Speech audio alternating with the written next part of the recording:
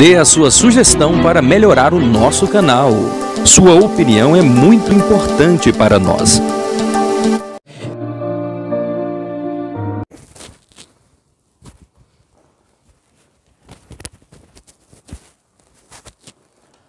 Muito bem, meus amados e queridos irmãos, a paz do Senhor Jesus, Deus em Cristo Jesus vos abençoe de uma forma e toda especial. A paz do Senhor a todos os ibadianos que já estão chegando aqui. Daiane, a paz do Senhor. Rainel Nunes, a paz do Senhor. Jean Faustino, a paz do Senhor. A irmã Graça também já aqui juntamente conosco. Jean Faustino. Adinaldo Simão Alves, Elane Denise, grande abraço. O Alisson Batista da Silva, nosso amigo, nosso irmão também dando a paz do Senhor. Deus em Cristo Jesus abençoe. Vamos então para a nossa aula, sem perca de tempo. Hoje nós estamos aqui indo para a unidade 2 do nosso módulo Maneiras e Costumes Bíblicos. Só dando uma volta aqui, alguma coisa que ficou atrás na nossa aula passada, na unidade 1, no módulo ou na parte 1, onde falava que não é bom que o homem esteja só. Ficou faltando nós falarmos alguma coisa aqui a respeito do casamento. E visto que nós estamos aqui na área de costumes e maneiras e costumes bíblicos, eu preciso só dar uma voltar aqui um trechinho para falarmos aqui como era esse casamento judaico. Aí depois que sairmos daqui, é um trecho que ficou ainda da unidade 1, e depois a gente já volta aqui rapidamente para falarmos aqui dentro da unidade 2. Então eu gostaria de estar falando aqui junto com vocês a respeito desse tema que ele é por demais importante. Vamos aqui então falar sobre o casamento. Vocês que tiverem alguma dúvida aí, por bondade, vai fazendo aí ao transcorrer da nossa ministração aqui, da nossa aula nesta noite. Obrigado, obreiro, que trouxe água aí para nós. Deus seja louvado. Então vamos estar falando aqui, ficou faltando só essa partezinha, a gente faz esse complemento e já entra logo de vez aqui na unidade 2 aqui do nosso tópico. Como se dava esse casamento judaico, como que era este casamento nos tempos bíblicos, como funcionava este casamento. Evidentemente que ele era um tanto quanto diferente do que nós conhecemos hoje. O casamento judeu, ele se difere em muito, mas em muito mesmo aí, do que é o nosso casamento. E é importante eu saber disso sobre o casamento judaico, pastor Eurípides? Sim, evidentemente que sim. Primeiro porque faz parte aqui do nosso módulo Maneiras e Costumes Bíblicos. Segundo que para você entender, por exemplo, sobre escatologia bíblica, para entender algumas coisas dentro da matéria teológica, você precisa conhecer como se dá esse casamento. Porque se você não entender como eram os costumes desse casamento judeu, por certo, você terá muita dificuldade mesmo para entender algumas coisas de Apocalipse. Isso é verdade, pastor Eurípides? Sim, porque quando vai falar, por exemplo, até mesmo das bodas do Cordeiro, isso está referendado e muito similar e parecido a esse casamento bíblico. A parábola das 10 virgens, se você não entender como processa o casamento judaico, você não vai entender o porquê de algumas citações ali de Jesus. O noivo, a noiva, bodas do Cordeiro. Então tudo isso está sendo ali dentro do texto bíblico, principalmente dentro da escatologia bíblica, é um tema muito explorado. O Senhor Jesus, ele utilizou-se muito desta figura de linguagem sobre o casamento judaico para explicar, para poder falar algumas questões. Este casamento judaico, ele era um tanto quanto diferente. Ele é parecido em algum módulo, de alguma forma, e de algum modo, por exemplo, com o nosso casamento mesmo aqui, porque consistia em 3 fases. O casamento nosso, ele consiste também em 3 fases: namoro, noivado e casamento. A diferença é que lá nós vamos observar que, na verdade, ele vai ter o nome de Shinurim, Nessurim e Eruzim. Quer dizer, é a mesma coisa: namoro, noivado e casamento.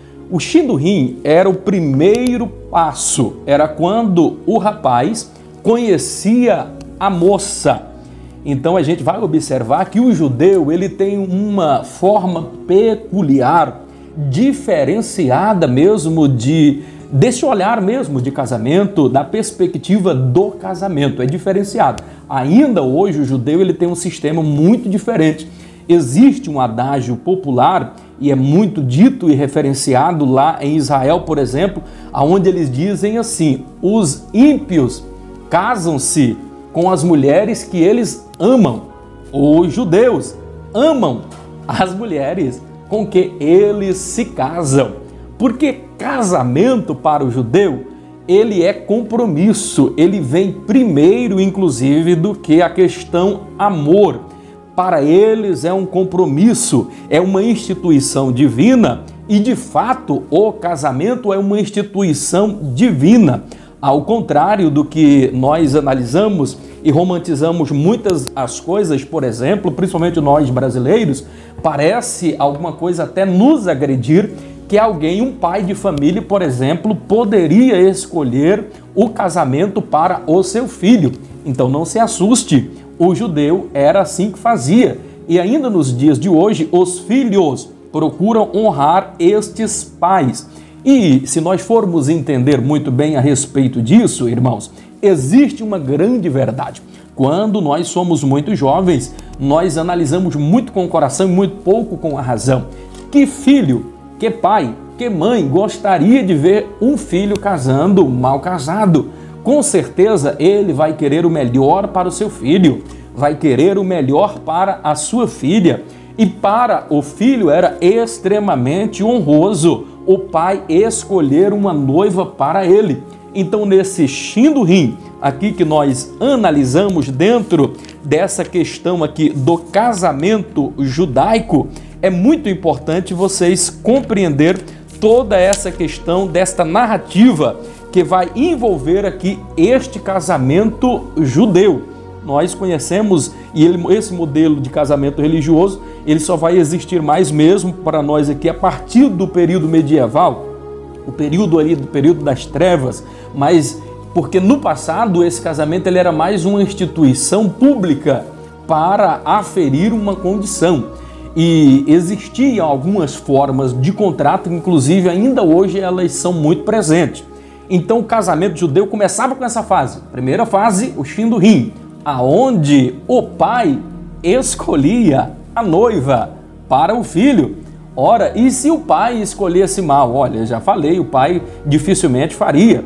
E também não era feito assim de forma aleatória. O pai dizia: olha, meu filho, eu encontrei essa moça aqui com este perfil assim, assim, assado, o que você acha?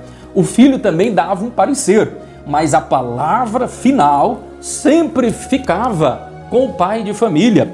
Era o pai que escolhia, era o pai que dava a palavra final. O pai e a mãe tinham esse papel de escolher a noiva para o filho.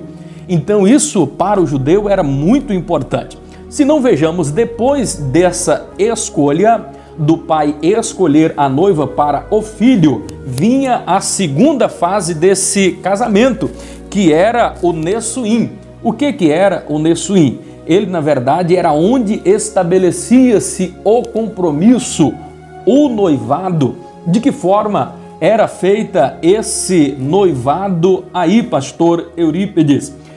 Normalmente eles utilizavam, e ainda hoje, o povo judeu costuma utilizar muito disso. Então eles faziam da seguinte forma: eles pegavam a kitbá, que era alguma coisa assim no tamanho aproximado aí de mármore ou de madeira, de alguma forma. Então era um compromisso.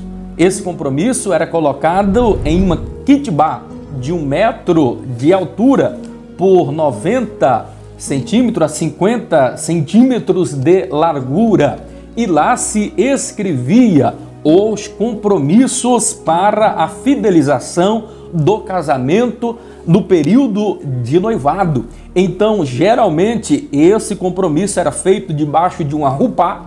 O que era uma rupá, pastor Eurípides? Era como que se fosse uma pequena tenda feita ali fora mesmo no quintal, na frente de casa ou geralmente atrás no quintal da casa. Então armava-se uma rupá, eles pegavam a kadus, que na verdade era uma taça, colocavam o vinho, que era o fruto da vida, o vinho não fermentado, e ali eles pegavam uma taça para o noivo, uma taça para a noiva, enchia e eles tomavam ali e fazia esses votos de fidelidade. Então, feito esse compromisso, o que normalmente acontecia, o que é que tinha nessa kitbá, pastor Eurípides? Eram os compromissos.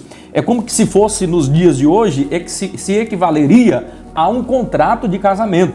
A título de informação,